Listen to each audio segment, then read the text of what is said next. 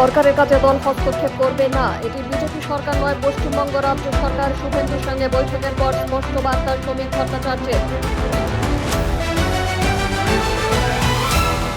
অবসরপ্রাপ্ত আধিকারিকদের পুনর্বাসনে ইতি টেনে প্রথম ক্যাবিনেট বৈঠকেই তাদের দায়িত্ব থেকে সরানোর সিদ্ধান্ত নিল শুভেন্দু সরকার।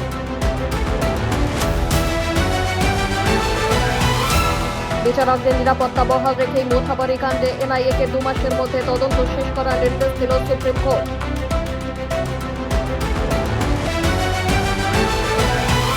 গ্রামীণ ভারতে কর্মসংস্থান বাড়াতে 95,000 কোটি টাকার বেশি বরাদ্দ ঘোষণা মোদী সরকারের।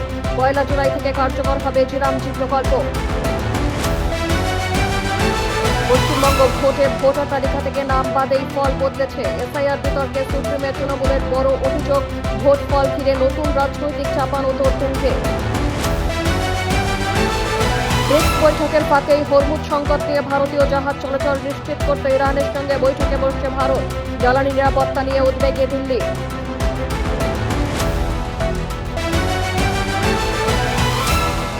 সাধারণ সর্দি কাশির মতো উপসর্গ পশু থেকে মানুষের শরীরে ছড়াতে পারে ইনফ্লুয়েঞ্জা ডি। বিশ্বজুড়ে বাড়ছে উদ্বেগ, সতর্ক করল বিশ্ব স্বাস্থ্য সংস্থা।